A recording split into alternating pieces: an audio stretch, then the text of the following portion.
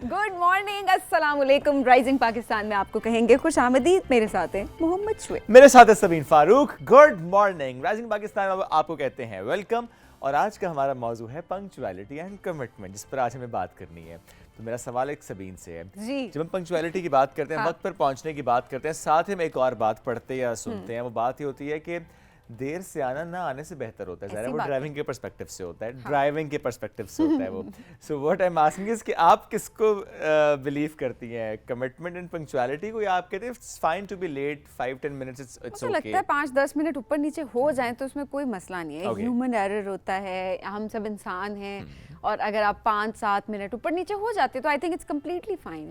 आदतें ठीक होनी चाहिए ना थोड़ी थोड़ी। I'm like, कभी it's कभी okay, तो it's it's okay. Fine, but ये हैबिट नहीं होनी चाहिए। हाँ, हैबिट नहीं होनी चाहिए। अच्छा, हमारे यहाँ तो आप देखें, अगर शादी के कार्ड पे टाइम लिखा होता है कि 7:30 डिनर, तो 10:30 एवरीबडी नोज कि उन्होंने 10:30 या 9:30 के अराउंड, मतलब 2 घंटे तो कहीं नहीं गए कि हर कोई 2 घंटे रख के जा रहा होता है। बिल्कुल ऐसे ही है। अक्सर तो ये होता है कि जो दूल्हा दुल्हन होते हैं वो ये बैठे रह जाते हैं, लोगों का इंतजार करते रह जाते हैं, लेकिन लोग नहीं पहुंचे होते। तो ये थोड़ी सी हमारी है पाकिस्तानी मेंटालिटी, जो कि बहुत गलत है और बहुत वी गलत नीड है। To change this. हाँ। और ये कब चेंज होगी? ये आपके अपने आप से चेंज होगी। अगर आप वो चेंज देखना चाहते हैं तो उसके लिए बड़ा इंपॉर्टेंट है कि आप खुद उसको प्रैक्टिस करें। That's true. अगर आप चाहते हैं कोई वक्त पर पहुंचे तो आप वक्त पर पहुंच कर दिखाएं। लेकिन इसमें एक बात और भी होती है हमारे यहाँ, अगर आप पंक्चुअल हैं और अगर आपको लगता है कि वक्त की बहुत ज़्यादा इंपॉर्टेंस है, उसकी बहुत कदर व कीमत है, और आप वक्त पर पहुँचते हैं, जो टाइम आपको दिया जाए वहाँ पर पहुँचते हैं, वहाँ पर दूसरा बंदा अगर ना हो या जो भी काम वहाँ पर होना है वो उस वक्त ना हो, तो आप इरिटेट भी होते हैं।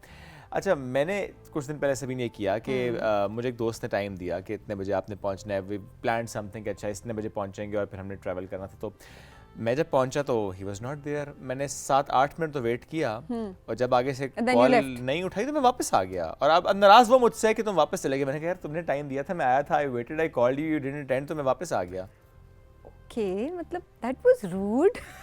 ओके फाइन, थोड़ा दैट्स सा हाउ इट मतलब इज। 15 मिनट दोस्तों की अलग बात होती है कि आप 5 मिनट ठीक है, और नहीं, आप ताल्लुकात हैं, बिल्कुल इंपॉर्टेंट है। मेरा कॉल पॉइंट कर है, लेते कॉल तो थोड़ा अटेंड सा। करो ना, बताओ कि यू आर लेट। हाँ, ये if you are not I even agree. Telling me कि यू आर लेट, तो फिर मैं क्या करूंगा? हाँ, नहीं, इस बात पे I totally agree with you कि अगर आप लेट हैं तो आप किसी को इन्फॉर्म जरूर करते हैं। अच्छा, इससे क्या है जी, वक्त की कदर कीमत आप सबको पहचानना बहुत इंपॉर्टेंट है कि किस तरह से आपने वक्त की कदर करनी है। अगर आप वक्त की कदर नहीं करेंगे तो वक्त आपकी कदर नहीं करेगा। वक्त आपके लिए कभी भी नहीं रुकेगा। बहुत सारी चीज़ें जो कि आपने उस टाइम स्पैन में करनी होती हैं, बट जब आप नहीं कर पा रहे होते तो वो चीज़ें गुजर जाती हैं और आप बाद में रिग्रेट करते हैं कि काश हम उस वक्त ये कर लेते। सो जो रिग्रेट है ज़िंदगी में से बचने के लिए इट्स वेरी इंपॉर्टेंट कि आप जो है वो वक्त की कदर करें। और इसमें आई थिंक जो रिग्रेट की बात आपने सबीन की, ये आपके एज वाइज भी होता है। जैसे बचपन से मुतालिक हम अक्सर अभी सोचना शुरू करें, कहते हैं अच्छा उस वक्त अगर ये मैंने किया होता तो शायद और चीज़ें बेहतर होती। अच्छा, एट यंग एज, वैसे तो यंग ही हैं, बट अर्ली यंग एज की बात कर लेते हैं तो आप और कुछ सोच होते हैं। आप समटाइम्स डिग्री से मुतालिक सोच रहे होते हैं, समटाइम्स आप यूनिवर्सिटी की सिलेक्शन से मुतालिक सोच रहे होते हैं। अच्छा, उस वक्त अगर आपने ये सोचा होता, ये सिलेक्ट किया होता, तो शायद आज उसका कोई इम्पैक्ट डिफरेंट होता, या आपने ये डिसिप्लिन चूज़ किया होता तो आज आप यहाँ पर होते। तो उस वक्त सही फैसला करना ये बड़ा इंपॉर्टेंट होता है कि आप राइट टाइम पे राइट डिसीजन लें। क्योंकि समटाइम्स ये होता है कि फैसला ठीक होता है, वक्त ठीक नहीं होता, और कभी कभी वक्त ठीक होता है, फैसला ठीक नहीं होता। तो दोनों का ठीक होना बड़ा जरूरी है। ये बड़ी कोई हैवी किस्म की बात थी सुबह सुबह। किस को समझ आई है यहाँ पे? बड़ी इंपॉर्टेंट बात है। शाहजी ने सर हिला दिया, इसका मतलब है समझदारों को समझ आ गई है। जो नहीं है समझदार, मैं उसका क्या करूं? नहीं, वैसे बात करी हूँ, मुझे भी समझ आ गई। मैं यही बात करी हूँ कि देखिए, इट्स वेरी इंपॉर्टेंट कि अगर कोई भी चीज़, बाज़ औक़ात क्या होता है शुएब, अक्सर बहुत सारी बातें हम सब जब कर रहे होते हैं, सुन रहे होते हैं, हमारे ऊपर उन चीज़ों का असर नहीं हो रहा होता, क्योंकि हमें समझ भी आ रही होती है वो चीज़ें ठीक है जो कोई दूसरा बता रहा है, लेकिन उसका इम्पैक्ट आपकी पर्सनालिटी पे, आपकी ज़िंदगी पे नहीं आ रहा होता। लेकिन बाज़ औक़ात हम ये सोच रहे होते हैं कि अचानक कोई ऐसा लम्हा आ जाता है कि जिसमें कोई शख्स, शायद वो आपके लिए इतना इंपॉर्टेंट नहीं भी है, चलते फिरते उसने आपको कोई एक बात कह दी।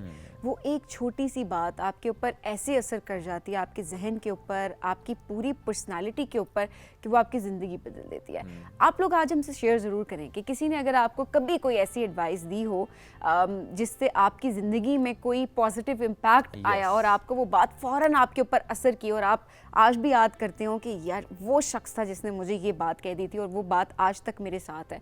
सो वो हमसे आप ज़रूर शेयर करें। बल्कि वो तो करेंगे शेयर, सबीन आप शेयर करें आज ऐसी कोई बात जो कि आपके माइंड में इस वक्त आ रही हो कि किसी ने आपको ऐसा कोई मशवरा दिया था, कोई बात की थी, दैट वाज अ वर्ड और अ सेंटेंस, किसी भी टाइम एंड स्पेस में जो कि आपको आज तक लगता है कि that was very important, what was that? अच्छा, ऐसे कुछ 2-3 चीज़ें हैं जो कि ज़ाहिर है इंसान के दिमाग में कहीं ना कहीं नक्श हो जाती हैं और वो आपको कहीं ना कहीं जो है वो ज़िंदगी में याद ज़रूर आ रही होती हैं। तो वो वक्त से रिलेटेड ही जो मुझे एक चीज़ याद है कि मुझे किसी ने ज़रूर कहा था कि मतलब जो वक्त गुजर रहा है इस वक्त ना, मतलब हम हमेशा कहते ना कि एक अच्छा वक्त होता है, एक बुरा वक्त होता है। हम अक्सर ये चीज़ सोच रहे होते हैं कि पता नहीं ये वक्त कब तक रहेगा, ये गुजर क्यों नहीं रहा। या बाज़ औक़ात हम जब खुश होते हैं हम ये कहते हैं कि हम बड़े खुश हैं आज, मतलब ये सारा टाइम है और ये टाइम जो है वो यहाँ पर रुक जाए।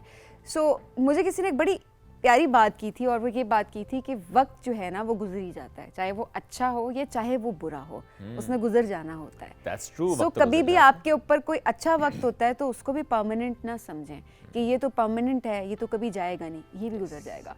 और अगर कोई बुरा वक्त आपके ऊपर किसी वक्त है और आप ये कहते हैं कि मेरे ऊपर तो ये बस बुरा वक्त है, पता नहीं ये कब जाएगा, वो वक्त भी गुजर जाएगा। सो ये जो टाइम है ना, ये किसी के लिए भी रुकता नहीं है, वो अच्छा हो बुरा हो उसने गुजर जाना है। सो इस पॉजिटिव थिंकिंग के साथ अगर आप ज़िंदगी को गुजारें ना, तो मेरा ख्याल है जब हमारे पास कुछ होता है और हमारे गर्दन में सरिया आना शुरू हो जाता है ना कि हमारे पास तो जी एक चीज़ है और ये चीज़ तो पता नहीं कभी नहीं जाएगी, वो चीज़ चली जाएगी और आपको पता भी नहीं चलेगा कि वो कैसे गई है। और जब वो चली जाएगी then you are going to regret कि काश मैं उस वक्त को बहुत अच्छे से सेलिब्रेट कर लेता। और वही बात है, जब आप बुरा वक्त शुएब आपके ऊपर गुजर रहा होता है ना, तो कहते हैं कि बुरा वक्त गुजरेगा लेकिन वो आपने कैसे गुजारा ये मैटर करेगा, वो आपके लिए मैटर करता है। तो बाद में आप सोचते हैं कि वो काश वो वक्त इसने तो गुजर ही जाना था, मैं ग्रेसफुली इस वक्त को गुजार लेते तो क्या होता। क्योंकि दोनों सूरतों में वक्त ने गुजर जाना है। इट मैटर्स कि आपने उसमें क्या बिहेव किया, आपका एटीट्यूड क्या था towards that particular problem, that matters a lot. बस एक जुमले के साथ हम अभी ब्रेक की तरफ जाते हैं। When the going gets tough, the tough gets going. So अपने साथ इस वक्त को बड़ा इंपॉर्टेंस के साथ रखें जनाब, कि बड़ा इंपॉर्टेंट होता है। एट द सेम टाइम आपका एटीट्यूड एंड बिहेवियर मैटर करता है। ब्रेक की तरफ बढ़ते सभी, जब ब्रेक से हम वापस आएंगे तो फिर राइजिंग पाकिस्तान में ज़बरदस्त मेहमान साथ मौजूद होंगे। बहुत से मौज़ूआत पर हमने करनी है गपशप। रहिए हमारे साथ। This is rising Pakistan.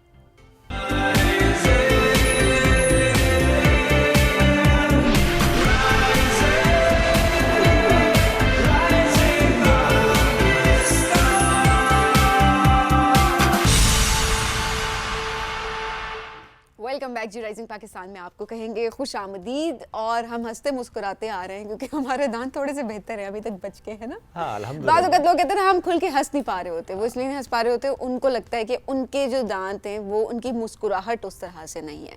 So any how, ये तो जैसे स्क्रीन पे बैठ के आपको नजर आ रहे हैं, बट मेरे दांत अच्छे खासे टेढ़े हो चुके हैं। मेरे नीचे वाले दांत भी और मेरे ऊपर वाले दांत भी, मेरे दिमाग के साथ साथ मेरे दांत भी टेढ़े तो ये थोड़ा सा मामला ज़रूर है। लेकिन आज हम डिस्कस करेंगे कि किस तरह से हम अपने दांतों का ख्याल रख सकते हैं। अगर हमारे दांत टेढ़े होते हैं उसकी क्या वजह होती है, उसको वापस हम ठीक कैसे कर सकते हैं। एट द सेम टाइम हम किस तरह से अपने दांतों की ओवरऑल सफाई रख सकते हैं। क्या गलतियाँ हैं जो हम आम तौर पर कर रहे होते हैं, जिनको हमें इस वक्त एड्रेस करना इंपॉर्टेंट है और जिनका हमें पता भी नहीं होता। और हम कहते हैं कि जो मामूल सी बात है और जैसे अच्छा खासा डैमेज हो जाता है फिर हम डेंटिस्ट के पास जाते हैं, हम कहते हैं जी अब हमारे दांत ठीक कर दो। तो उसमें काफ़ी ज़्यादा एक पेनफुल प्रोसीजर्स भी होते हैं एंड देन काफ़ी टाइम भी लग जाता है और कुछ चीज़ें जो है शायद वो ठीक ना भी हो सकती हैं। तो हमारे साथ जी आज मौजूद हैं डेंटिस्ट हैं डॉक्टर राबिया आफरीन। अस्सलाम वालेकुम, कैसी हैं आप? बिल्कुल ठीक। डॉक्टर साहबा, मेरा ख्याल है बेसिक्स से स्टार्ट करते हैं। दांत टेढ़े क्यों होना शुरू हो जाते हैं? इसकी बहुत सारी रीजंस हैं, बट मेनली इट्स जेनेटिक। ज़्यादातर इट्स इन योर जीन्स के आपके दांत टेढ़े होंगे। और बहुत सारी चीज़ें is related to the habits as well. बहुत बच्चों को थंब सकिंग की हैबिट होती है, दे यूज़ पेसिफायर्स बहुत लंबे अरसे तक, पेंसिल बाइटिंग, नेल बाइटिंग, इस माउथ ब्रीदिंग, इन हैबिट्स की वजह से ज़्यादा होता है। आजकल के बच्चों में, आजकल की जनरेशन में हमें ये ज़्यादा मिलने को इसलिए नज़र आ रहा है क्योंकि हमारी डाइट बहुत सॉफ्ट हो गई है। अगर हम पहले बहुत एंशिएंट हिस्ट्री में देखें तो people use to have raw meat या सख्त चीज़ें खाते थे। आजकल we are more towards the refined food.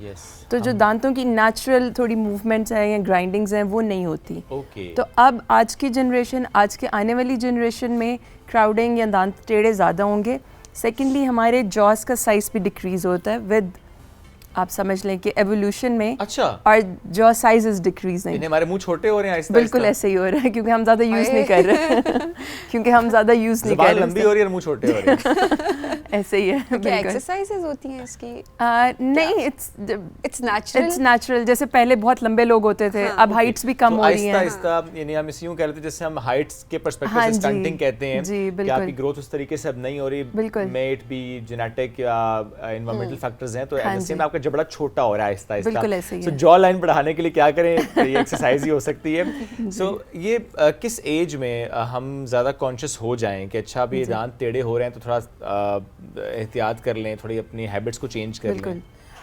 Visits तो बच्चों के बहुत जल्दी शुरू हो जाने चाहिए। अच्छा। जैसे ही परमानेंट, जैसे ही मुंह में दांत आए, आपके डेंटल विजिट्स शुरू हो जाने चाहिए। ओके। तो अगर हम बिल्कुल आइडियल बात करें तो हर बच्चे को एटलीस्ट साल में एक दफ़ा डेंटिस्ट को विजिट करना है। ओके। ठीक है, तो उसमें अगर कोई भी ऐसा प्रॉब्लम है जो हम जल्दी एड्रेस कर सकते हैं तो वो आपका डेंटिस्ट पिन पॉइंट कर ये देगा। 5 साल की उम्र की बात करें, बिकॉज उस वक्त आपके दूध के दांत गिर जाते हैं, तक आधे गिर जाते हैं आहिस्ता आहिस्ता जो दूसरे आपके, दांत हाँ आते जी, हैं। नहीं उससे भी पहले 2-2.5 साल में आपके डेंटल विजिट शुरू हो जाने अच्छा, चाहिए। दूध के दांतों पे ही? दूध के दांतों पे ही, क्योंकि वहीं पे कैविटीज शुरू होती हैं और फिर वो दांत खराब होते हैं और फिर पूरा साइकिल शुरू हो जाता है। अगर हम ब्रेसेस की बात करें कि हम दांत सीधे कब करेंगे, तो वो जब सारे आपके परमानेंट दांत आ जाते हैं by the age of 12 to 14। Okay. तो that is the age when we can start the braces. लेकिन फिर ये 12 से 14 साल तक क्या करें जब दांत खराब हो रहे हैं, cavities and other issues as well? बाकी क्या सब करें? हम एड्रेस कर सकते हैं। ब्रेसेस के लिए हमें थोड़ा सा वेट करना पड़ता है। कुछ केसेस ऐसे होते हैं जिनमें हम अर्ली ब्रेसेस कर लेते हैं, लेकिन मोस्टली हम वेट करते हैं कि जब सारे दांत आ जाएं तब हम ट्रीटमेंट शुरू करें। और ब्रेसेस की जो ड्यूरेशन होती है कि कब तक यूज़ करनी है, वो डिपेंड करता है कि किसके कितने दांत टेढ़े बिल्कुल, हुए हैं, ऑन द ऐसा ही है? Severity of the case. लेकिन ऑन एवरेज हम कहते हैं कि the treatment should last from 1 year to 2 years। अच्छा, 1 to 2 years, उसके बाद जाके आपके दांत सीधे होंगे। शुरू हो जाते हैं जल्दी सीधे होना, ठीक है। लेकिन ट्रीटमेंट खत्म आपका 1.5 years तक होता तो ये होता है कि अगर 2 years का डॉक्टर ने बोला हुआ है और 3-4 months में एक रिजल्ट आना शुरू हो बिल्कुल जाता होता है है। तो लोग ब्रेसेस छोड़ दें। वो होता ही है कि अगर आप जल्दी ट्रीटमेंट ब्रेसेस जल्दी खत्म कर लो तो वापस जल्दी टेढ़े हो जाते हैं। Okay। रिलैप्स के चांसेस ज़्यादा होते हैं। ज़्यादा होते हैं। तो बेहतर होता है कि हम प्रॉपर बार सीधे ट्रीटमेंट करवा लें। कंप्लीट करें। हाँ जी, प्रॉपर ट्रीटमेंट कंप्लीट करें और थोड़ा सा टाइम लगा रहने दें ताकि दांतों के साइड पे जो बोन्स हैं, फाइबर्स हैं, वो एडजस्ट हो जाए ताकि वापस रिलैप्स के चांसेस दोबारा ना कम हो हो जाए। अच्छा डॉक्टर साहब, एक तो ये होता है ना कि कुछ लोगों की जो अक्ल दाढ़ होती है, जब वो निकल रही होती है तो वो भी टेढ़ी इस तरफ जब निकलना हाँ जी, हाँ शुरू जी। होती है तो उससे भी आपके दांत टेढ़े। मेरे साथ ये इशू है कि मेरी 3 दाढ़ एक साथ अक्ल दाढ़ निकल हाँ रही जी। है, सो वो इस तरह हैं तीनों। जी, So it is a उससे भी टेढ़ी मेरे हमारी- दांत सारे टेढ़े हो जी। रहे हैं, सो ये भी रिवर्सिबल है? दांत सीधे ब्रेसेस से ही होंगे। ऐसा ठीक नहीं है। होता कि हम विजडम टूथ एक्सट्रैक्ट कर दें और हम समझें कि अब हमारे दांत सीधे हो वापस जाएंगे। प्रेशर कम हुआ तो जगह नहीं, पे आ वो नहीं जाएंगे। होगा। और वो इतने पीछे होते हैं कि उनका प्रेशर इतना ज़्यादा सामने के दांतों पे आता भी नहीं है। ये बहुत वेल नोन थ्योरी है, मतलब बहुत एक्सेप्ट की जाती है कि विजडम की वजह से सामने के दांत टेढ़े हो गए, पर इन रियलिटी ऐसा बहुत कम होता है। इट्स नॉर्मली द एज, जिस एज में सामने के दांत थोड़े से ज़्यादा टेढ़े होते हैं, विद एजिंग होते हैं, तो हम उसको रिलेट कर देते हैं कि it's because of the wisdom tooth. Okay. लेकिन इन रियल ऐसा इतना ज़्यादा होता नहीं नहीं होता। है। अच्छा, ज्यादातर हम देखते हैं कि जो नीचे वाले दांत हैं वो टेढ़े मेढ़े आ रहे बिल्कुल, होते हैं। बिल्कुल। ऊपर वाले अगर मसला है भी तो वो शायद बाहर की तरफ होंगे। हाँ जी। तो वो तो आपकी शेप यहाँ से अपर लिप की खराब है तो आप बिल्कुल, उससे चले बिल्कुल ठीक ऐसे कर ही है। लेंगे अगर आपने स्ट्रेट कर लिए। नीचे के ज्यादा टेढ़े क्यों होते हैं? कोई अगेन इसकी reason नहीं है? नहीं, कोई खास रीज़न खास नहीं है। reason नहीं है। अगर आपके शुरू में नीचे के दांत बिल्कुल सीधे भी हैं तो बहुत ज़्यादा चांसेस है कि विद एजिंग आपके नीचे के दांत टेढ़े होना शुरू हो जाते हैं। अच्छा। क्योंकि नॉर्मल एजिंग में आपकी चिन और आपकी ये दांतों की ये वाला जो पार्ट है विड्थ, वो डिक्रीज हो रहा होता है। It's normal ageing procedure. सही। जैसे नाक थोड़ा ज़्यादा प्रोमिनेंट हो रहा होता है, एजिंग पैटर्न्स होते हैं। तो विद एज नीचे के दांत वैसे भी थोड़े से क्राउडेड होने के ये चांसेस मुमकिन ज़्यादा होता होते है हैं। कि लाइक 25-30 साल की उम्र में आके आपके दांत टेढ़े होना शुरू हो जाएं? बिल्कुल बिल्कुल पॉसिबल है, बिल्कुल ऐसे possible होता है ना, आपके नहीं हुए 25? नहीं, अल्हम्दुलिल्लाह मेरे तो ठीक है। नहीं, मेरे हो गए। मैं 25-30 का हुआ नहीं हूं ना। हाँ, 18 years old still। लड़कियों का स्वीट 16 होता है, इनका स्वीट Sweet 18 18 चल रहा है। सो 18 से निकलते नहीं है। एनीहाउ डॉक्टर साहब, दांतों का टेक्सचर भी खराब होना शुरू हो बिल्कुल। जाता है। कुछ लोगों के दांत येलो होना शुरू हो जाते हैं और वो कहते हैं हम तो ब्रश भी अच्छे से कर रहे हैं, Decolor हो ख्याल भी जाते हैं। काफी ज्यादा कर रहे जी, हैं, जी। वो किस वजह से होता है? Multiple factors again. इसमें भी एक तो it depends on our food as well, हमारी हैबिट्स, कि हमारी डाइट कैसी है, ज़्यादा कॉफ़ी, चाय, स्मोकिंग इनटेक, या अक्सर लोग सप्लीमेंट्स ले रहे होते हैं, उनकी वजह से दांतों की थोड़ी डिस्कलरेशन हो जाती है। Secondly, if you are using a very hard brush, या कुछ लोग बहुत ज़ोर ज़ोर से दांतों को ब्रश करते हैं, तो over the period of time दांतों के जो सबसे ऊपर की लेयर है विच इज़ एक्चुअली ट्रांसलूसेंट, बिल्कुल ट्रांसपेरेंसी होती है, वो एब्रेड होना शुरू हो जाती है। Okay. उसके नीचे की layer is slightly darker in colour, तो वो जब प्रोमिनेंट होती है फिर हम कहते हैं कि विद टाइम हमारे दांत थोड़े येलो हो गए। ओके, तो ब्रश कैसे सिलेक्ट करें दांतों की सफाई के लिए? Ideally it should be medium okay, और soft. Hard is a no, मतलब हार्ड ब्रश आपने कभी भी नहीं यूज़ करना। Okay. और आजकल तो मैं अपने पेशेंट्स को भी कहती हूँ कि watch YouTube tutorials, it gives very good tutorials कि आपने प्रॉपर ब्रश कैसे करना है with the technique. So it's a technique, आपने जोर बिल्कुल भी नहीं लगाना, it's Right. Technique and it's time. 2 minutes brush करना है और प्रॉपर तरीके से हर दांत को केयरफुली तो क्लीन ये जो करना। 5-5 मिनट लोग अपने दांत ही मांजते रहते हैं, मैं तो जैसे हैरान पतीला होती हूँ। कुछ साफ करना मैं है यही वो। सोच रही होती हूँ कि पतीला काला हाँ हो जी। गया उसके ऊपर, और जैसे आजकल ये वाइटनिंग टूथपेस्ट और जी, जी, स्मोकेड जी। टूथपेस्ट का बहुत ट्रेंड है। It's in the long run it's not good for your I teeth. Was about to ask, क्योंकि आपने से पहले कॉफ़ी की बात की, हाँ चाय जी। की बात की, तो बहुत से लोग इसलिए वो टूथपेस्ट इस्तेमाल करते हैं कि अच्छा सिगरेट की वजह से अगर स्टेन Stain है है, यानी जी। स्मोकिंग की वजह से या अगर कैफीन की वजह से, तो वो फिर वो टूथपेस्ट इस्तेमाल करते हैं। जी। आपने कहा लॉन्गर रन में उसका इस्तेमाल खतरनाक है, तो अगर स्टेन्स हैं आपके दांतों में तो क्या थोड़े अरसे के लिए इस्तेमाल किया जा सकता है? मैं वो भी नहीं रिकमेंड करूँगी। अच्छा। अगर कुछ लोगों को बहुत ज़्यादा if they are very much conscious about it तो वंस इन अ वीक और ट्वाइस इन अ वीक कर लें। Okay. Otherwise you can always go to your dentist and get your teeth polished. Okay. Stains, अगर आपके दांतों पे stains आ रहे हैं ज़्यादा और हार्ड डिपॉजिट्स नहीं है तो आफ्टर एवरी 3 मंथ्स 4 मंथ्स आप जाके पॉलिशिंग करा लें। और वो डेंजरस नहीं है, क्योंकि पॉलिशिंग भी काफ़ी सारे हमारे पास जो डेंटिस्ट आते हैं वो कहते हैं जी आप पॉलिशिंग की तरफ ना जाएं। अगेन बहुत ज़्यादा एक्सेसिव बिल्कुल भी नहीं करनी, लेकिन ठीक है। It's still better than whitening toothpaste. सही। और व्हाट आई बिलीव, Okay. क्योंकि अगर आप सुबह भी और शाम को भी एक एब्रेसिव थिंग अपने दांतों पे, because it's abrasive, it's effective for staining. आपके दांत वाइट तो रहेंगे और हो जाएंगे, but again it's abrasive and it's not Alright. Good for your teeth. Discoloration अगर हो गई दांतों की due to any reason, reversible होता है? बिल्कुल, ये भी? बिल्कुल अच्छा, इसमें reversible क्या क्या प्रोसीजर होते हैं जिसकी वजह से वो डिस्कलरेशन से वापस आपके चमकते दांत होते हैं? सबसे सफेद। पहले सबसे बेसिक तो क्लीनिंग है। ओके, सही। सबसे बेसिक स्टेप हम जिसको हम स्केलिंग एंड पॉलिशिंग कहते हैं, इट्स द फर्स्ट बेसिक ठीक स्टेप। है। Then we have the procedure whitening as well. It's Okay. like bleaching of your teeth. अगर ज़्यादा कुछ लोगों के दांत पीले हो गए हैं या डिस्कलर हो गए हैं तो उनके लिए हमारे पास वाइटनिंग का ऑप्शन होता है। ओके, वाइटनिंग भी हम इन ऑफिस प्रेफर करते हैं, then you can use that strips या जो जेल्स मार्केट में अवेलेबल हैं to maintain the results in the longer run. और उसके बाद हमारे पास नेक्स्ट स्टेप्स आते जाते हैं, देन वी कैन डू वीनियर्स और क्राउन्स एज वेल। कुछ लोगों के दांत जेनेटिकली और नेचुरली बाय बर्थ बहुत येलो या ब्राउन उन पर स्पॉट्स होते हैं, तो उनके लिए हमारे पास थोड़े से एब्रेसिव ट्रीटमेंट ऑप्शंस होते हैं। वो फिर नॉर्मल वाइटनिंग से ठीक नहीं होता। फिर हमें थोड़ा सा जैसे लाइक विनियर हम लगा देते हैं, it's like a wallpaper, okay, और या फिर हम क्राउन्स की तरफ चले जाते हैं, फुल कवरेज हम दे देते हैं दांतों पे। इनकी तो- क्या लाइफ होती है वेनियर्स की या फुल कवरेज? अगर तो आप बहुत अच्छा ख्याल रखो तो it can last you around 10 to 20 years। Okay. फिर आफ्टर सम टाइम आपको शायद रिप्लेस करवाने पड़ते हैं वो, ओके, लेकिन कोई ऐसा प्रॉब्लम नहीं आता। कोई इश्यूज का होता नहीं है। बिल्कुल भी नहीं। अच्छा, इससे पहले जो हम ब्रेसेस की बात कर रहे थे, आपने कहा कि नॉर्मली अगर 12-13 साल की उम्र में आप लगवा लें, चूंकि जाहिर है उस वक्त आपके तमाम परमानेंट टीथ आ गए हैं तो बेहतर है। क्या वही एक आइडियल एज भी होती है कि उस वक्त लगवा लेंगे तो जल्दी ठीक हो जाएगा, या कि एट एनी एज बस आप ब्रेसेस लगवाएं एंड गुड टू अब गो? तो हम एट एनी एज ट्रीटमेंट्स कर रहे हैं, Okay. बिकॉज हमारे पास बहुत अच्छे मटेरियल्स अवेलेबल हैं, बहुत अच्छी वायर्स अवेलेबल हैं। I have treated patients in their 50s age well.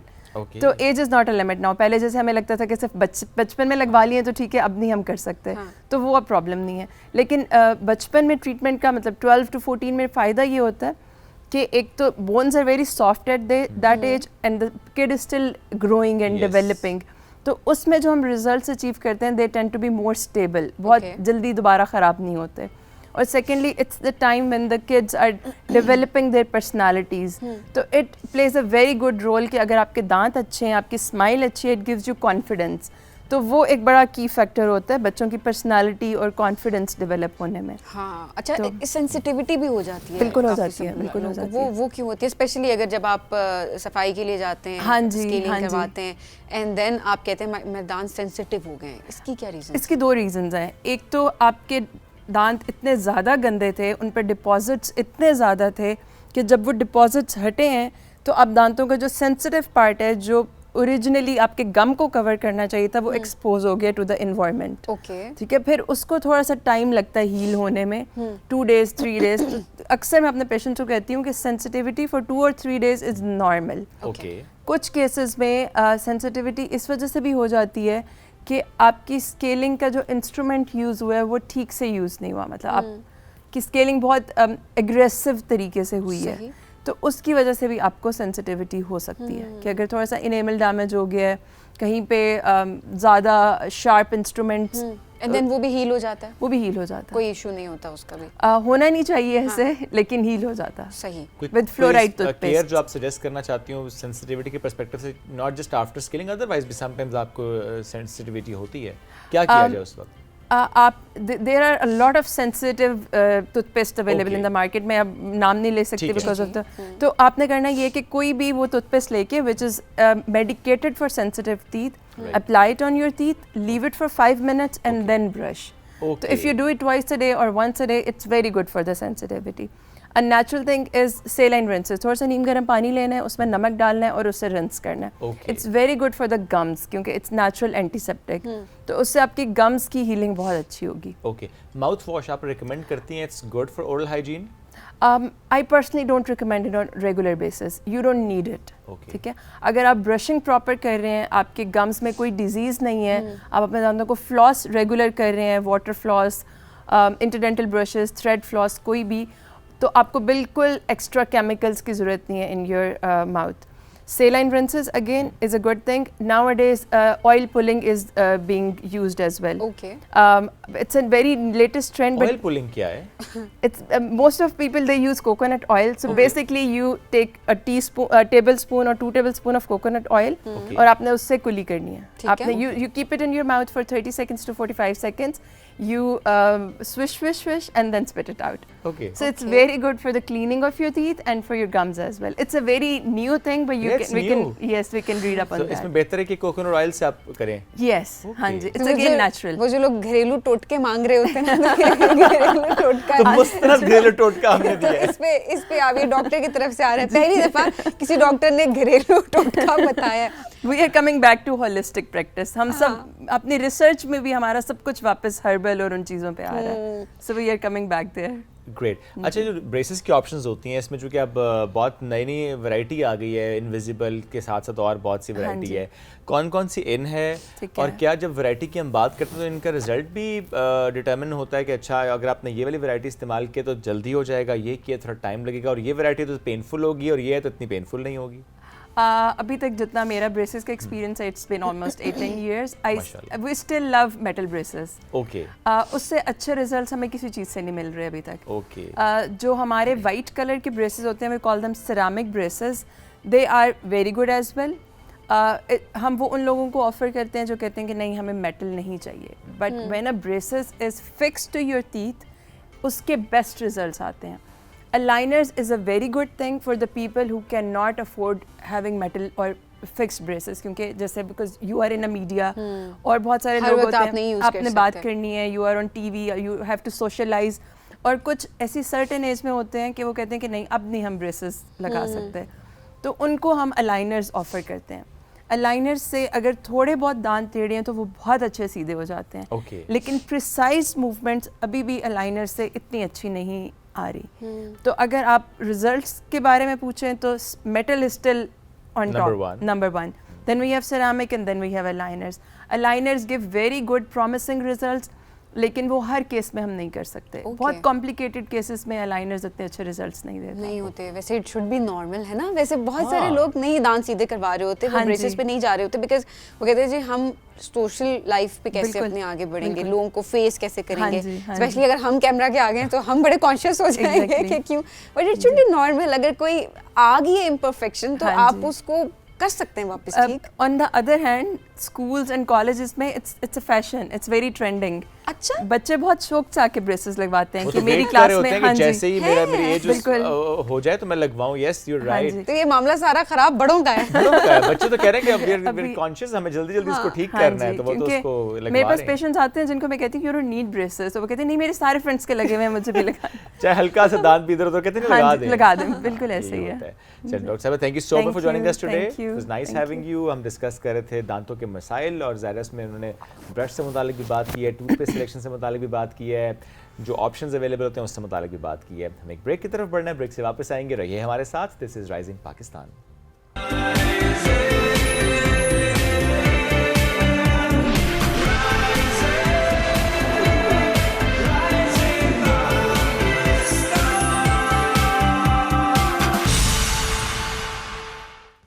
Welcome back after break. आज हम बात करेंगे एनिमेशन से मुताल्लिक, और जब हम बात एनिमेशन की समझेंगे भी एनिमेशन क्या होता है, क्योंकि बहुत से लोगों को इससे मुताल्लिक नहीं पता। एज अ प्रोफेशन कैसे आप इसको परस्यू कर रहे हैं, so many of us don't know about it. अच्छा, कभी कभी ये भी होता है सबीन कि जब आप किसी भी ऑर्गेनाइजेशन की एक टीम बिल्ड कर रहे होते हैं, आप उसमें देखते हैं अच्छा एनिमेटर नहीं है, फिर आप ढूंढना शुरू करते हैं अच्छा एनिमेटर, तो पाकिस्तान में बहुत कम एनिमेटर आपको नजर आते हैं। काम बहुत इंपॉर्टेंट कर रहे हैं बट स्टिल कम एनिमेटर्स अच्छा, हैं। कुछ लोग जब यहाँ से जाते हैं पढ़ने के लिए भी जाते हैं और वहाँ पर उनको अपॉर्चुनिटीज़ मिल जाती हैं, तो पाकिस्तान में प्रेफर करने के बजाय उनकी कोशिश होती है बाहर ही रुक जाएं। तो फिर ये भी एक वजह होती है कि यहाँ के भी जो टैलेंटेड लोग होते हैं वो पाकिस्तान को आके सर्व करने के बजाय उनकी कोशिश होती है अच्छा बाहर है, अपॉर्चुनिटीज़ हैं। वो ये अवेयरनेस की भी एक बात होती है कि अपने मुल्क में कितनी अपॉर्चुनिटीज़ हैं एनिमेशन को लेकर। आज हम उस हवाले से भी इसको एक्सप्लोर करने की कोशिश करेंगे। रुझान कितना है हमारी यंगस्टर्स का, जो पढ़ रहे हैं वो किस तरह से परस्यू कर सकते हैं, और स्कोप इसका वो क्या है। एब्सोल्युटली। तो आज हमें ज्वाइन किया है, he is a graphic designer, he is a cartoonist, और जिस तरह हमने बात की एनिमेशन की तो he is an animator and Emmy award याफ्ता एनिमेटर है जी। लास्ट इनको एमी अवार्ड मिला है माशाल्लाह, तो we are so proud of him. Numair Abbas ने आज हमें ज्वाइन किया। अस्सलाम वालेकुम जी, कैसे हैं आप? अस्सलाम वालेकुम, thank you for having me. Thank you so much for joining us today. आपका अपना शौक कैसे डेवलप हुआ फॉर बीइंग एन एनिमेटर? बचपन से तो ड्राइंग कर रहा था ओके। और लेकिन being son of a brown parent, तो आहिस्ता आहिस्ता मुझे एरोनॉटिकल इंजीनियरिंग की तरफ लेके जाया जा रहा था। ओके। लेकिन इंजीनियरिंग से जब मेरा एप्टीट्यूड पता लगा तो आहिस्ता आहिस्ता मैं वापस पुश करने लगा, और काफ़ी जिद्दोजहद के बाद फिर मैं एक्चुअली एनिमेशन में जब आया, मैं आया भी डिज़ाइन के through, and graphic design and web design, ये सारा कुछ करने के बाद मुझे मिली फुल ब्राइट स्कॉलरशिप, माशाल्लाह। और स्कॉलरशिप से मैं लॉस एंजलिस में UCLA में मैंने पढ़ा, और वहाँ पे एनिमेशन पे फोकस किया, वापस आए, और फिर the rest is all history. Great. और अभी आप पढ़ा भी रहे हैं माशाल्लाह। जी बिल्कुल। तो जो मैंने वहाँ पे सीखा, जो मुझे एहसास हुआ वहाँ पे जाने से, अब मैं एनिमेशन कर रहा था वहाँ जाने से पहले भी, लेकिन फिर मुझे एहसास हुआ कि ये एक ऐसी चीज़ है जिस पे पाकिस्तान में ख़ास तौर से उस वक्त बिल्कुल भी फोकस नहीं किया जा रहा था। तो जब मैं वापस आया हूँ तो मेरा यही था कि मैं यहाँ पे इसको वापस औरों को सिखाऊं, औरों को बताऊं, और औरों से हम एक साथ मिलके प्रोजेक्ट्स करें। उस वक्त जो था, हमने ये एक बनाया शो कॉल्ड अपार्टमेंट कॉम्प्लेक्स, जिसको अब मैं वापस लाना भी चाह रहा हूँ, और अब ये टाइम आ गया है कि अब पाकिस्तान में इतनी इंटरेस्ट अब बढ़ रही है कि ये बाकायदा एक इंडस्ट्री बन रही है। बाहर ये प्लेटो कर रहा है और यहाँ ये बढ़ रहा है, तो पोटेंशियल भी बहुत ज़्यादा है, जैसे आपने कहा। हाँ, तो ये देखिए ये अवेयरनेस की बात भी है। अच्छा, अब आप क्योंकि पढ़ा भी रहे हैं, आप किस तरह से स्टूडेंट्स का रुझान देख रहे हैं? उनका इंटरेस्ट डेवलप हो जाता है, ज़्यादा से ज़्यादा लोग अब आना चाह रहे हैं इस फील्ड में? इतना ज़्यादा कि मैं पढ़ा रहा हूँ 2-3 यूनिवर्सिटीज़ में, प्लस मैं अपने स्टूडियो में भी, लेकिन जहाँ जहाँ मैं पढ़ा रहा होता हूँ और क्लासेस से लोग मेरी क्लास में आ रहे होते हैं। ओके। और वो बैठने के मतलब, मुझे शुरू में लगता था कि शायद उनको इंटरेस्ट लग रहा है, कार्टून लगे हुए हैं तो वो टाइम पास करना चाह रहे हैं, लेकिन वो 1 क्लास 2 क्लास 3 क्लास सारी क्लासों में आते हैं कि इतना कि मैं उनसे पूछता हूँ कि आपकी और भी क्लासें हैं कि आपने जाना है? तो वो बाकायदा वो अपनी, और बताते भी मुझे ऐसे हैं, और उनका फीडबैक भी बड़े मज़ेदार होता है कि वो कहते हैं कि आप जो सिखा रहे हैं वो हमारे फील्ड से ओवरलैप हो जाता है, ओके। और आपसे हम बहुत कुछ सीख भी रहे हैं। जब मैं वापस आया था, मैं इस इरादे से आया था कि यहाँ पे बढ़ाना है एनिमेशन को, तो वहाँ पे मैं ये सारे नोट्स भी साथ साथ ले रहा था कि वहाँ पे जिस तरह से सिखा रहे हैं यहाँ भी प्रॉपर्ली सीखें। जैसे मैंने कहा कि मैं पहले भी सीख रहा था, मैंने पहले भी एनिमेशन की भी थी, लेकिन वो सिर्फ सेल्फ टॉट था। प्रॉपर्ली सीखने में बहुत फ़र्क है। पाकिस्तान में अनफॉर्चुनेटली हम सारे चीज़ों में, ख़ास तौर से क्रिएटिव फील्ड्स, लेकिन बाकी चीज़ों में भी हम सेल्फ टॉट होते हैं। लेकिन यहाँ पे मैं समझ रहा था कि जब प्रॉपर्ली सीखें और प्रॉपर्ली सिखाया जाए तो काफ़ी चीज़ें, बीच वाली चीज़ें रह जाती हैं, वो बंदा सीख जाता है, समझ जाता है। मेरी क्लास से में जो मैंने, क्योंकि मेरे पास स्टूडियो है, हमने 32 तक स्ट्रेंथ हमारी स्टूडियो में बन गई थी एक हद तक। और वहाँ पे जब मैं अपने स्टूडेंट्स को इंटर्नशिप के लिए लेके आता हूँ तो मेरे प्रोफेशनल्स कह रहे होते हैं कि आप इनको हायर करें। ये जो स्टूडेंट्स हैं इनको आप हायर कर लें। हाँ। क्यों? क्योंकि इनको बहुत पता है ये हम इनसे सीख रहे और हैं। नई चीजें वो एक्सप्लोर करने की कोशिश भी कर रहे होते हैं। Absolutely. And is it because हमारा जो बाकी हम देख रहे होते हैं फील्ड्स काफी हद तक वो थ्योरी बेस्ड भी होती हैं। Yes. सो ये ज्यादा प्रैक्टिकल वर्क है एंड इन्वॉल्व होते हैं स्टूडेंट्स बहुत ज्यादा, तो शायद रुझान इस वजह से भी है, पढ़ाने के तरीके बदल चुके हैं। बिल्कुल सही आपने कहा है। क्योंकि ये सारी जो इनोवेशन है ये फ्रेश ग्रेजुएट्स और फ्रेश स्टूडेंट्स से आ रही होती है। हाँ। मैं भी आपको सच बताऊं कि मैं सिर्फ उनके लिए नहीं सिखाता, मैं अपने लिए भी जा रहा होता हूँ। Okay. मैं उनसे सीख रहा होता हूँ और वो जिस तरह से सोच रहे होते हैं एक नए तरीके से और अपने अपने बैकग्राउंड से ला रहे होते हैं, वो मेरी आंखें खुल रही आपकी भी होती हैं। लर्निंग होती है। एब्सोल्युटली। कौन बन सकता है एनिमेटर? जिस तरह आपने अपने बारे में कहा ना कि आपका रुझान था इस तरफ, ड्राइंग एंड एवरीथिंग, सो हर बंदा उसका रुझान नहीं होता। ये तो कौन बन सकता है? अगर बच्चों को इस वक्त हम एड्रेस करके बता सकें, अगर आप में ये रुझान है, आपका ये एप्टीट्यूड है, तो आपको इस तरफ आना चाहिए एंड देन इट्स अच्छी आप फील्ड है एक्सेल ये। करें। यस। तो अब जैसे जैसे टेक्नोलॉजी बढ़ रही है, सिर्फ ड्राइंग आना ज़रूरी नहीं है। Okay. लेकिन ड्राइंग आना बहुत फ़ायदेमंद है। ओके। ये चीज़ जो है अक्सर मैं जब कन्वेंशंस होते हैं, जब गैदरिंग्स होती हैं, तो मैं बात कर रहा होता हूँ कार्टून्स के बारे में, तो ख़ास तौर से पेरेंट्स जो हैं वो मेरे पास आ रहे होते हैं, कह रहे होते हैं मेरा बच्चा बहुत अच्छी ड्राइंग करते हैं, उसको एनिमेशन सिखा दें। अनफॉर्चुनेटली एनिमेशन जो है एक बहुत प्रोफेशनल चीज़ है। Right. तो आप शौक के तौर पे आप कर सकते हैं, लेकिन अगर प्रोफेशनली करना चाहें तो आपको थोड़ी सी ड्राइंग आनी चाहिए या उसमें कम से कम रुझान होना चाहिए, थोड़ा सा इंटरेस्ट होना चाहिए। और मैं भी जो सिखा रहा हूँ और जो मैं ख़ास तौर से ढूंढ रहा होता हूँ कि और लोग भी आएँ और मैं उनको सिखाऊंगा, तो मैं यही ढूंढ रहा होता हूँ कि उनमें थोड़ी सी एप्टीट्यूड होनी चाहिए। ओके। ड्राइंग के अलावा एप्टीट्यूड होनी चाहिए, ड्राइंग अदरवाइज भी हो और एप्टीट्यूड भी हो। कि आप कंसिस्टेंट भी तो रह सके ना। एक चीज ड्राइंग आप मतलब आप उसको शौक के तौर पे ना करें, आपने अगर एज अ प्रोफेशन लेके चलना है Yes. सो ऑब्वियसली वो कंसिस्टेंसी बड़ी इंपॉर्टेंट, जो कि हम सब में बड़ी कम होती है। एनी हाउ अच्छा एब्सोल्युटली ऑन टारगेट। एब्सोल्युटली। अच्छा नुमैर, अब जाहिर है क्योंकि आप फुल ब्राइटर भी हैं माशाल्लाह, अब बाहर से भी आपने पढ़ा है, सीखा है, क्या फ़र्क है या यहाँ के स्टूडेंट्स में या एनिमेशन को लेकर कि बाकी अगर बात की जाए तो क्या ट्रेंड्स वहाँ पर है और क्या ट्रेंड्स यहाँ पर इंट्रोड्यूस होने चाहिए? या नहीं, आई थिंक ये आपने बहुत गहरी बात की है, क्योंकि ये चीज़ जब मैं आया था खुद, तो मुझे तो ये पूरा इम्प्रेशन था कि yes okay start where they were, लेकिन पढ़ाते हुए मुझे एहसास हुआ कि एक्चुअली गैप है, बहुत गैप है अनफॉर्चुनेटली, क्योंकि हमारे यहाँ एनिमेशन को, क्रिएटिव फील्ड्स को ना तो सिर्फ हमारे अपनी फैमिलीज़ में बल्कि हमारे मुल्क में अनफॉर्चुनेटली उस तरह की एक्सेप्टेंस नहीं है। एक्सेप्टेंस इस तरह से नहीं है, तो हम बचपन से नहीं करते आ रहे होते।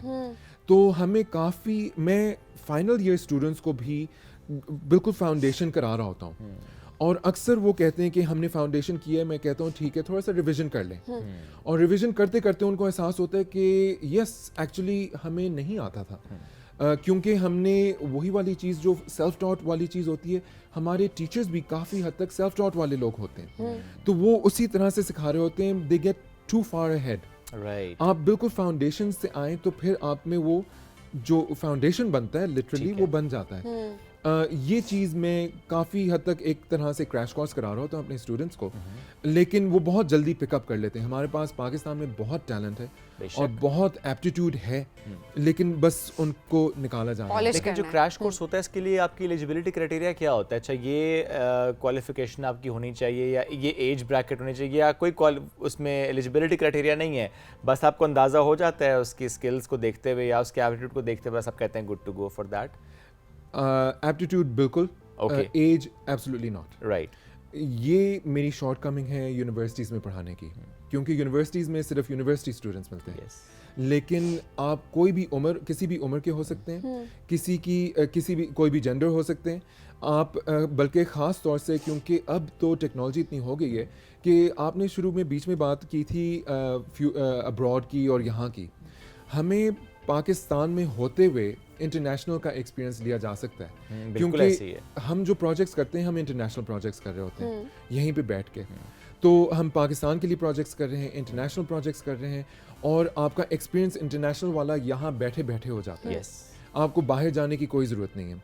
बाकी फील्ड्स में इवन इसी के साथ साथ वाली फिल्म जो है ये लाइव एक्शन जो अभी हम कर रहे हैं, लाइव एक्शन में आपको कास्ट, क्रू, सारा सेट सब कुछ चाहिए होता है। एनिमेशन में आपको सिर्फ अपना कंप्यूटर चाहिए और अपना हाथ चाहिए। बिल्कुल। अब गेम्स भी डिजाइन कर रहे होते हैं। यस, तो गोगी एक गेम स्टूडियोज है में भी आपके पास? गेम मैं लेके आया हूँ, ये आपके लिए तोहफा है।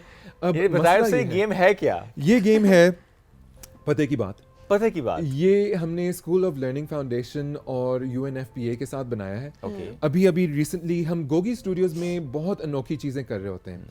अभी मैं नया चीफ ऑपरेटिंग ऑफिसर बना हूँ। अभी देखें मेरे मुंह से भी नहीं होता था।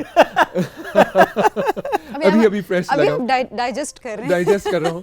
और इसमें हम बहुत अनोखी चीज़ें, बहुत इनोवेटिव चीज़ें बना रहे होते हैं। नॉर्मली स्टूडेंट्स भी अनोखी चीज़ें अपने काम में कर रहे होते हैं और फिर वर्क प्लेस में आते हैं और बिल्कुल उनको कहा जाता है कि बस आपने पोस्टर बनाने, आपने डिज़ाइन बनाने। हम अपनी स्टूडियो में बहुत अनोखी चीज़ें, मिसालन के तौर पे ये हम गेम्स बना रहे हैं। Okay. हम बसों पे कार्टून्स लगा रहे हैं। हम आपने पहले भी निगार साहिबा से ऑलरेडी हम Absolutely. काफी चीजें डिस्कस भी कर चुके हैं। ये गेम क्या है? तो ये गेम है बच्चों को सिखाने के लिए बहुत सेंसिटिव टॉपिक्स, जेंडर इक्वालिटी के बारे में, gender based violence, health and wellbeing, child marriage. अब ये टॉपिक्स ऐसे हैं जो कि बच्चों के साथ अवेयरनेस करने के लिए ज़रा सा सेंसिटिव बन जाता है। यस।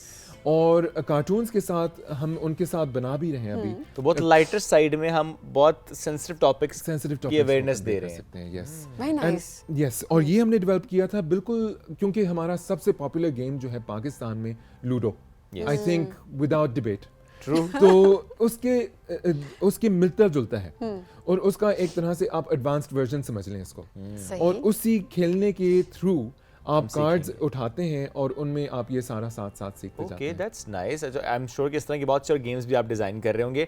एक वीडियो भी है हमारे पास, जब आपके काम से मुतालिक हम बात कर रहे हैं, तो एक वीडियो है, नुमैर की मिलकर देखते हैं, फिर मज़ीद बात करते हैं।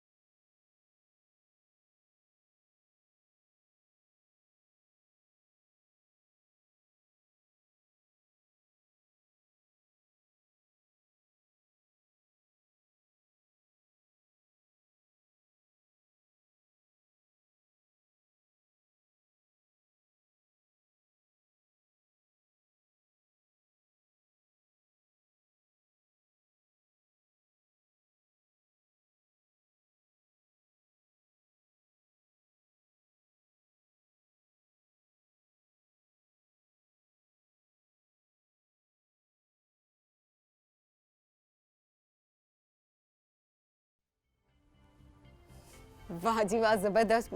बचपन में वापस चले गए। हम दोनों से पूछ लेते हैं कि क्या कौन कौन से कैरेक्टर ज़्यादा मजे के लग रहे हैं। कौन से कैरेक्टर मजे के लग रहे हैं। इंटरेस्ट डेवलप होता है। मैं कहती हूँ कि सिर्फ बच्चों के लिए नहीं होता, बहुत सारी चीज़ें जो कि बड़े इससे सीख सकते हैं। हमने अपने आप को बहुत बड़ा बना दिया और अपने लिए खुद हमें जो है ना वो कैटेगरी सेट कर दी है कि फलाना ये देखेगा और फलाना ये देखेगा। आप कहीं से कुछ भी सीख रहे हैं और अगर आपका इंटरेस्ट डेवलप हो रहा है, स्पेशली जब आप TV पर देख रहे हो, आप अच्छी एनिमेशन अगर है, आपको अट्रैक्टिव लग रही है स्क्रीन, तो आप वहीं पर रुक जाएंगे उस चैनल पे। रुकेंगे तो जाहिर सी बात है आप उसको सीख भी सकेंगे। अच्छा, इसके अलावा टीवी के पर्सपेक्टिव से अगर बात करें तो डू यू रियली थिंक कि बहुत अच्छा काम अभी भी हो रहा है, और एजुकेशन के पर्सपेक्टिव से? एजुकेशन के पर्सपेक्टिव से तो हम गोगी स्टूडियोज़ में भी अवेयरनेस के कार्टून्स वगैरह बना रहे हैं।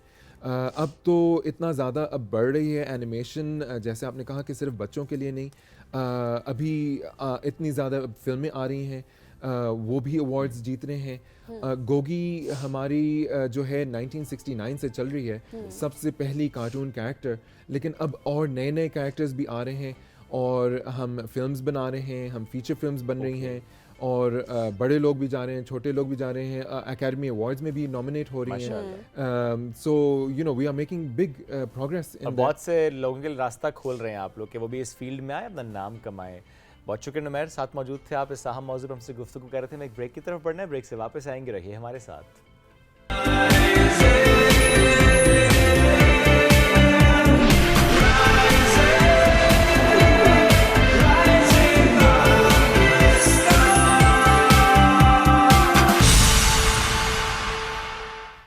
Welcome back after the break. और अब हम बात करेंगे पौधों की। घर के अंदर जो आप पौधे ऐड कर रहे होते हैं, और घर के बाहर भी, बालकनी में भी, टेरेस में भी, जिन लोगों को बड़ा प्यार होता है प्लांट्स से, सबको होता है, लेकिन कुछ को थोड़ा ज़्यादा प्यार होता है।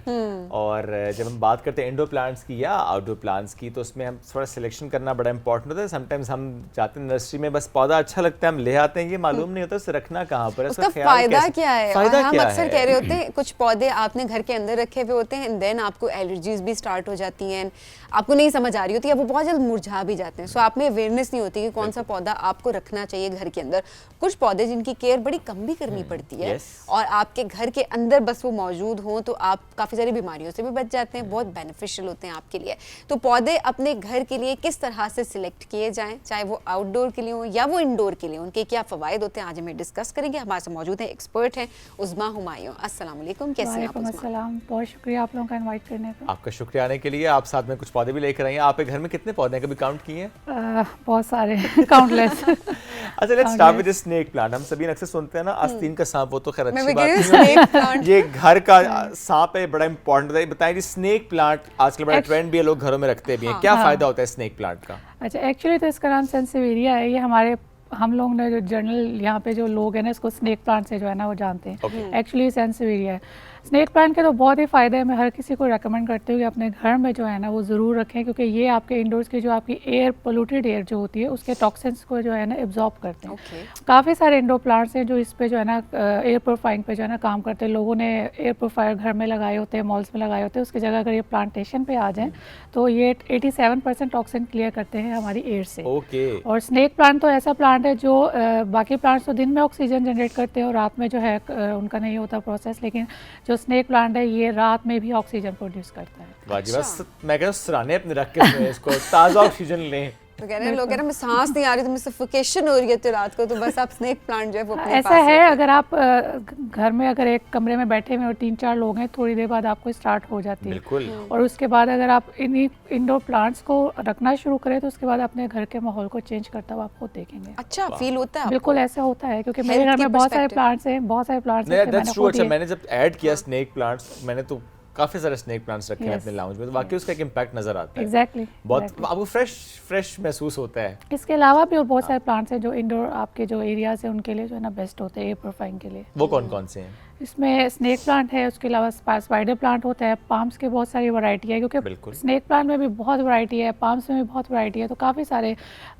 मनी प्लांट है आपकी, ये भी आपकी जो है ना एयर प्योरीफाइंग में काम करती है। और इसके अलावा कैक्टस है, इसके अलावा जेट प्लांट्स है, काफ़ी सारे प्लांट्स हैं। कैक्टस का क्या फ़ायदा होता है? अच्छा, कैक्टस का ये है कि ये बड़ी जो है ना बहुत कम लोग हैं जिनको कैक्टस के बारे में पता है कि कैक्टस एक ऐसा पौधा है कि जो आपके गैजेट्स हैं, आपके लैपटॉप से, आपके कंप्यूटर से, इनके पास अगर आप बैठे होते हैं तो इनकी जो बैड वेव्स है वो आपकी बॉडी के लिए हार्मफुल होती है। अगर आप उसके साथ कैक्टस रख दें तो कैक्टस उन रेस को ऑब्जर्व कर लेते हैं अपने अंदर, वो आप तक वो रेज नहीं आती, वो कैक्टस ऑब्जर्व कर तो लेते फिर तो बहुत जरूरी है घर में कैक्टस रखें। यस, हर गैजेट के पास होना बगैर चाहिए। आप जेब में स्टडी रख लें। टेबल पे हो जहाँ पे आप लैपटॉप का इस्तेमाल कर रहे हो, जेब में भी रख लें ऑफिस फोन के साथ।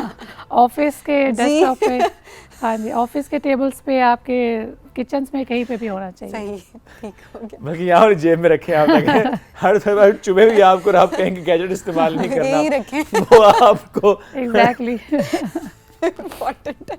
अच्छा जी, उधर से केयर कितनी इम्पोर्टेंट है, कितनी ज़्यादा केयर करनी पड़ती है स्नेक प्लांट की अगर हम बात कर रहे हैं, या इशारा मेरी बाकी तरफ ही किया आपने। इंडोर आपके पास पड़ा है इसलिए इंडोर प्लांट्स की अगर बात करें। अच्छा, लो मेंटेनेंस होते हैं इंडोर प्लांट्स में, लो मेंटेनेंस होते हैं क्योंकि इनमें इनको लाइट कम मिल रही होती है, एयर कम होती है, तो इनकी जो मेंटेनेंस है बहुत ज़्यादा नहीं होती। पानी, जब स्नेक प्लांट तो ऐसा प्लांट है जिसको आप तो 3-4 हफ्ते भी पानी ना दें तो वो सर्वाइव कर जाता है। कैक्टस भी आपका इसी तरह सर्वाइव कर जाता है, लेकिन कुछ प्लांट्स हैं जिनको धूप चाहिए होती है। वैसे तो हर प्लांट को मैं कहती हूँ जो इंडोर भी आपने रखे उनको हफ्ते में 1 या 2 दफ़ा आप जो डायरेक्ट सनलाइट है उसमें ज़रूर रखें। अच्छा, नहीं वो खराब नहीं हो जाते? नहीं, डायरेक्ट अब जो बहुत ज़्यादा जो गर्मियों की तेज़ धूप है उसमें तो नहीं आप अच्छा। रख सकते ना, उसमें थोड़ा शेडी एरिया में रख लें। क्योंकि कुछ प्लांट्स ऐसे भी होते हैं ना कि अगर आपने सडन उनका टेम्परेचर चेंज किया है, जैसे वो इंडोर थे, कई टाइम से इंडोर थे और आपने एकदम से बाहर धूप में रख दिया तो वो फौरन से जल जाएंगे। नहीं, अब जैसे आजकल की धूप है वो तो इतनी सख्त है ही नहीं ना, कि लेकिन बिल्कुल ऐसा है, बिल्कुल आपने डायरेक्ट जो सख्त गर्मी वाली धूप है उसमें नहीं रखना, ठीक उसमें है। थोड़ा शेडेड में आप रख दें। लेकिन इनको ज़रूरत होती है, कि आपको इनका तो प्रोसेस है ना सनलाइट के साथ, तो ये तो इनको तो चाहिए तो वो चाहिए। जरूरी है। अच्छा, आप आउटडोर प्लांट्स की अगर बात करें, घर के अंदर कौन से आउटडोर प्लांट्स हैं जो कि आपको रखने चाहिए, घर के बाहर सॉरी? घर के बाहर, अच्छा गार्डन, आप लोग गार्डन एक्चुअली उसकी बात करें तो गार्डन में जो है ना वो ट्रीज़ पे भी आ सकते हैं आप लोग, अगर आपका बड़ी जगह है तो आप ट्रीज़ पे आ सकते हैं आप। उसके अलावा जो अगर छोटे प्लांट्स में जाते हैं तो एलोवेरा बहुत अच्छा प्लांट है गार्डन्स के लिए। स्नेक प्लांट भी बाहर बहुत अच्छा लगता है लगा हुआ।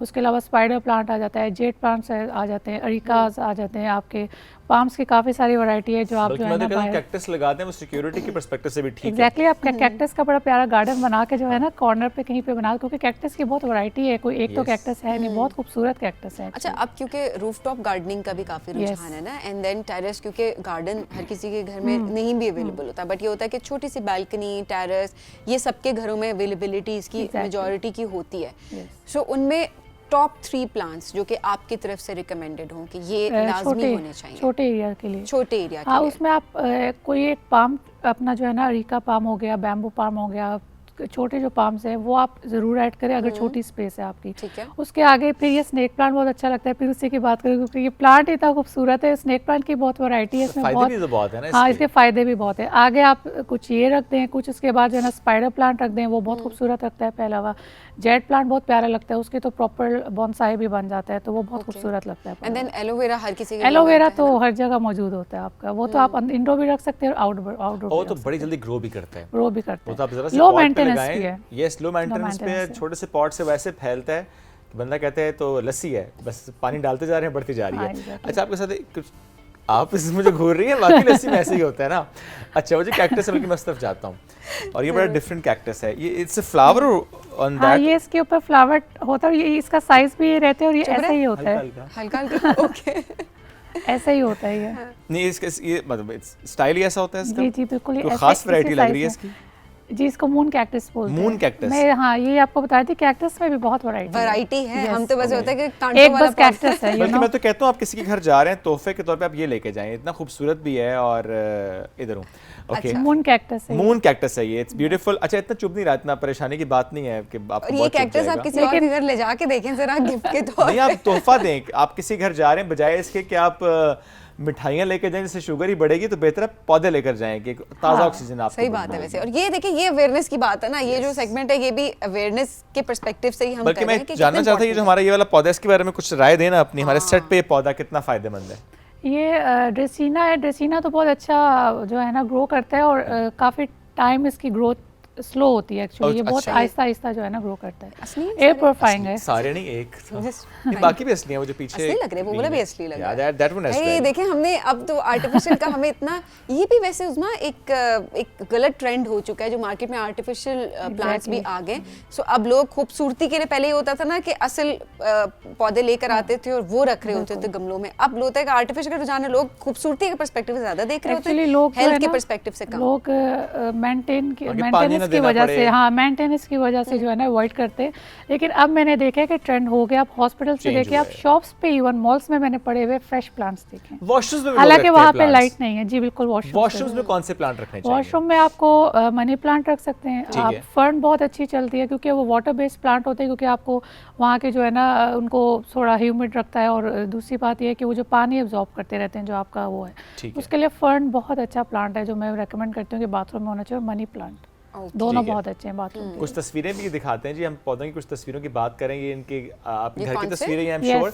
अच्छा, yes. बड़ा इससे खूबसूरत के साथ डेकोरेट किया हुआ है इसके अच्छा, मैं इनके ये pots कहती को। शुएब कि जो अभी जो पॉट्स भी यहाँ पर लेकर आई हैं, सो इतने प्यारे प्यारे गमले हैं कि वाकई लग रहा होता है कि शायद कोई डेकोरेशन के पीस है। ये देखिए देखें, ना, तो मैं सही कह रहा हूं, तोहफे के तौर पे आप पॉट के साथ पौधा भी दे रहे हैं सही बात है। और अगला ख्याल भी रखेगा उसका, और उसे महसूस भी होगा कि बड़ा ऐसा तोहफा मिला है कि उसकी वजह से उसको फ़ायदा मिलेगा। आपने बेसिकली ऑक्सीजन तोहफे में दी है कि रखो Exactly. अपने सही बात है। तकिए के पास और ऑक्सीजन तो मिले, प्लस जो गैजेट्स की बात इससे पहले की कि अगर आप गैजेट्स का इस्तेमाल कर रहे हैं, और वाकई हमारे लिए बड़ी नई इन्फॉर्मेशन थी कि जो उसकी रेज होती हैं उसको कैक्टस एब्जॉर्ब कर रहा होता है, तो आप कैक्टस भी अपने घर के अंदर रखें, स्पेशली Look at वो this. रूम जहाँ पे, यस इट्स ब्यूटीफुल। कितना ये तो आई थिंक खूबसूरत है। बैम्बू स्टिक्स है ना? बैम्बू baby बैम्बू भी bamboos. एयर प्योरीफाइंग है। अच्छा, ये क्या Indoors है? के लिए। ये फेरी गार्डन से, ये भी मैं बनाती हूँ, ये भी एक मेरा शौक है। आजकल अच्छा। बड़ा ट्रेंड भी है इसका ना, हाँ, बड़े बड़े fairy पॉट्स में gardens, इस तरह yes. कुछ थोड़े से छोटा सा plant, पत्थर और yes. पेंट हुआ हुआ, यस, बच्चे बड़ा इसको शौक से अच्छा, ये कर बड़ी रहे हैं। जबरदस्त एक हॉबी भी है बच्चों को Yes. भी अगर आप इन्वॉल्व करें उसमें। एक्चुअली मेरे साथ मेरे बच्चे लगे हुए होते हैं, मेरी माशाल्लाह। बेटी है छोटी, It's a वो very तो healthy हर वक्त activity. He, It's scary. हाँ। ये क्या है?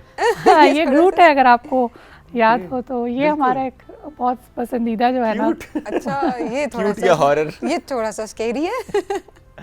ओके जी, मनी प्लांट्स इसी तरह हाँ। दीवार पे, और ये बड़ा अच्छा आपने इससे पहले बताया था कि इन वॉशरूम्स में, बाथरूम्स में भी आप ये लगा सकते हैं। Yes. कई जगहों पे हमने लगा हुआ देखा भी है।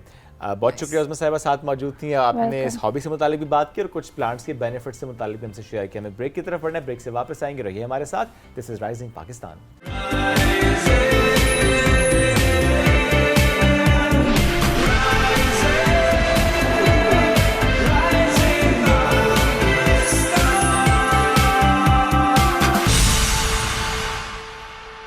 Welcome back.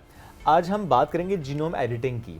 ये बड़ा एक मुनफरद सा टॉपिक आपको लग रहा होगा, और इसकी जो एप्लीकेशन की हम बात करते हैं ज़रा प्लांट्स में भी है, वो एनिमल्स में भी। जब हम प्लांट्स के पर्सपेक्टिव से देखें, अक्सर हम ये बात कर रहे होते हैं कि फसलों की वो प्रोडक्टिविटी नहीं है जो कि होनी चाहिए, जिनके पॉपुलेशन के पर्सपेक्टिव से हम देखते हैं कि जब आप पॉपुलेशन के अगेंस्ट अपने किसानों को देखें या जो हमारी फसलें हैं, तो हम कहते हैं कि कम रकबे पर जो फसल उगाई जाए उसकी प्रोडक्टिविटी ज़्यादा हो।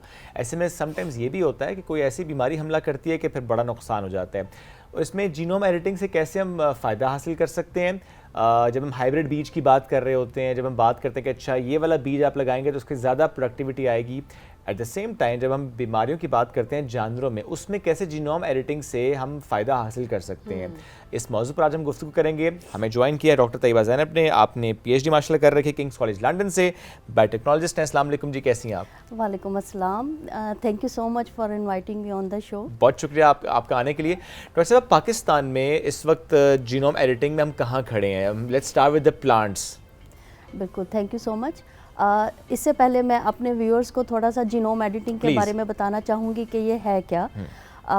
बायोटेक्नोलॉजी के बारे में एक मिथ मशहूर है कि इट्स एन ईवल साइंस, जिसके अंदर हम जीन में मैनिपुलेशन करते हैं, जबकि हकीकतन ऐसा नहीं है, बल्कि हम अपने प्रोडक्टिविटी अगर प्लांट्स की बात करें को इन्हेंस करने के लिए जीनोम को अगर हम इंजीनियर कर रहे हैं फॉर अ पॉजिटिव वेज। इसी तरह से अगर हम ह्यूमन की बात करें तो बहुत सारे जेनेटिक डिसऑर्डर्स हैं, बीमारियां हैं, उनके इलाज के लिए जो जीन को इंजीनियर किया जाता है, जीन के अंदर डिफेक्ट्स होते हैं, उनकी बात होती है बायोटेक्नोलॉजी में। सही। अब बायोटेक्नोलॉजी में टाइम गुजरने के साथ साथ एडवांसमेंट आ रही है, तो अब जो पीक है बायोटेक्नोलॉजी की वो जीनोम एडिटिंग है, क्योंकि gene is a small entity, जबकि जीनोम पूरा DNA कंटेंट है सेल के अंदर। बिल्कुल। तो हम जब जीनोम को एडिट करते हैं, जैसा कि इसके दो लफ्ज़ों का मजमूआ है, तो सीधा सीधा ये जीनोम को हम एडिट करेंगे तो साइंटिस्ट स्पेसिफिकली DNA के सीक्वेंस को डिलीट कर सकते हैं, इंसर्ट कर सकते हैं, या पूरे का पूरा जीन जो है वो उसको हम रिप्लेस तो कर ये सकते हैं। बेसिकली एक प्रोसेस है जो कि आपने समझाया। बिल्कुल। पाकिस्तान के पर्सपेक्टिव से कितना बेनिफिशियल है, हम इस पर कहाँ स्टैंड करें? बिल्कुल। तो let me start first with the internationally कि ये टेक्निक जो है 2020 के अंदर जो इसकी मदर ऑफ जीनोम एडिटिंग है वो इज़ द जेनिफर डोडिना, अमेरिकन है, उनको 1950s के अंदर उन्होंने इसके ऊपर काम शुरू किया। तो वेरी फर्स्ट टाइम उन्होंने बैक्टीरिया के डिफेंस मैकेनिज्म को रिवील किया और उसको एज अ टूल हम बायोटेक्नोलॉजी के अंदर लेके आए। तो ये पीक है, ये एरा है, ये बस है इंटरनेशनली जीनोम एडिटिंग का। तो इंटरनेशनली अगर हम देखें तो इसकी प्रोग्रेस है। उसके मुकाबले में अगर हम पाकिस्तान की बात करें नेशनल लेवल पे, तो अल्हम्दुलिल्लाह प्लांट्स के अंदर जीनोम एडिटिंग तमाम बड़ी यूनिवर्सिटीज़ के अंदर जो रिसर्च इदारे हैं उनके अंदर हो रही है। जैसे मैं बिलोंग करती हूँ arid agriculture university institute of biotechnology and biochemistry के अंदर। तो मेरे पास खुद HSC की फंडिंग का प्रोजेक्ट था, इसके अंदर हमने क्रॉप रेजिस्टेंस के ऊपर काम किया। अब ये क्रॉप रेजिस्टेंस और जीनोम एडिटिंग क्या है, ये इसको थोड़ा सा एक्सप्लेन करना चाहूँगी कि फॉर एग्ज़ाम्पल दुनिया के अंदर सबसे ज़्यादा खाए जाने वाली तीसरे नंबर पे जो क्रॉप है वो पोटैटो है। तो मैंने पोटैटो को सिलेक्ट किया because it's a very friendly vegetable and everyone likes it. तो पोटैटो को जो सबसे बड़ा थ्रेट है जहाँ पर हम बात करें ए बायोटिक, तो वहाँ बायोटिक स्ट्रेस भी है। अब बायोटिक स्ट्रेस क्या होता है? जब वायरसेस, फंजाई, बैक्टीरिया आलू की फसल के ऊपर हमला करते हैं तो क्रॉप को पूरा डिस्ट्रॉय कर देते हैं। बिल्कुल ऐसे ही जैसे कोविड आया तो कुछ लोगों ने कोविड की डिजीज़ को पकड़ा और कुछ ने रेजिस्ट किया। रेजिस्ट कैसे किया? ये नेचुरल रेजिस्टेंस जो कुदरत ने हमें अता की है उसको हम साइंस के अंदर लेके आते हैं। साइंस के अंदर, बायोटेक्नोलॉजी के अंदर कोई एक्स्ट्रॉर्डनरी चीज़ें नहीं है, हम ऑब्ज़र्व करते हैं और उस ऑब्जर्वेशन से फ़ायदा उठाते हैं। तो रेजिस्टेंस की बात मैं करी थी, तो this is the strong immunity. तो कुछ प्लांट्स के अंदर स्ट्रॉन्ग इम्यूनिटी होती है, कुछ के अंदर वीक इम्यूनिटी होती है। जिनके अंदर वीक इम्यूनिटी होती है, वायरसेस, बैक्टीरिया जब अटैक करते हैं तो वो डिस्ट्रॉय हो जाते हैं। तो उसमें हम देखते हैं कि कुछ प्लांट्स ग्रो करते हैं and they give the productivity, लेकिन ओवरऑल तो लॉस हो गया, इकोनॉमिक लॉस तो हो गया। उन नेचुरली रेजिस्टेंट प्लांट के जीनोम को स्टडी किया गया और उनमें देखा गया कि इनमें ऐसा क्या है जो कि एक डिजीज प्लांट के अंदर नहीं है। तो जेनेटिक की टर्म हम यूज़ करते हैं जिसमें आपके जीन की 2 कॉपीज़ होती हैं और वो 2 कॉपीज़ जो होती हैं वो डिफरेंट होती हैं। जैसे मैं एग्जांपल यहाँ पे दूंगी, मेंडल ने जेनेटिक्स को पढ़ा तो उसने कहा जी पी पॉड है, अगर पी जो है वो रिंकल्ड है या स्मूथ है, जीन तो एक ही है, एक्सप्रेशन डिफरेंट आ गया।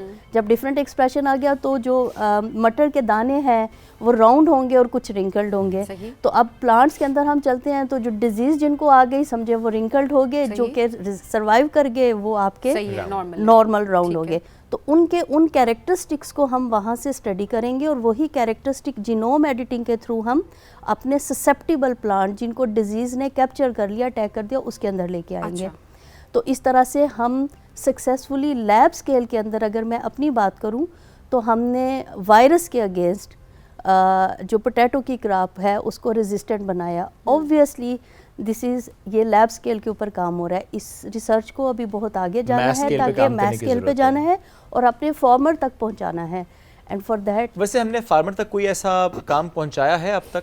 मैंने क्योंकि राइस की कुछ हाइब्रिड वैरायटी तो देखी है। जी बिल्कुल। अब देखिए, अब हम इसमें मैं थोड़ा सा एक्सप्लेन कर दूं, genome editing and genetically modified, these are 2 different terms. वो जेनेटिकली मॉडिफाइड है, वो जेनेटिकली मॉडिफाइड है, those are called the hybrid seed. जैसे आपने बताया that's also for yield, crop productivity को एनहांस करने के लिए। जबकि ये ज्यादातर बीमारियों से लड़ने के लिए बात हो रही है। बीमारियों से लड़ने के लिए देखें, पहली चीज़ ये है कि फसल हेल्दी होगी, प्लांट्स हेल्दी होंगे तो यील्ड आपकी ज़्यादा होगी। जैसे हमारी इम्यूनिटी स्ट्रांग होगी, plant also need strong immunity. तो ये एक फैक्टर है जिसको मैंने बायोटिक स्ट्रेस बोला, जिसके अंदर हम वायरसेस के अगेंस्ट, पोटैटो के अंदर हम इम्यूनिटी को इनहेंस करना चाहते हैं। मुख्तसर तो मैं चाह रहा था कि हम क्विकली अगर ये बात कर लेते, जब हम एनिमल्स की बात करें या हम ह्यूमंस की बात करें, क्योंकि हम बहुत सी बीमारियां पढ़ रहे होते हैं जैसे कि थैलेसीमिया, जेनेटिक डिसऑर्डर। तो क्या पाकिस्तान में इस पर काम हुआ या इंटरनेशनली काम हो रहा है कि जब मदर ने कंसीव ही किया उस वक्त ही आपको मालूम हो जाए कि अच्छा ये जेनेटिक डिसऑर्डर है और आप उसे उस वक्त ही ऑल्टर कर दें? Very good question.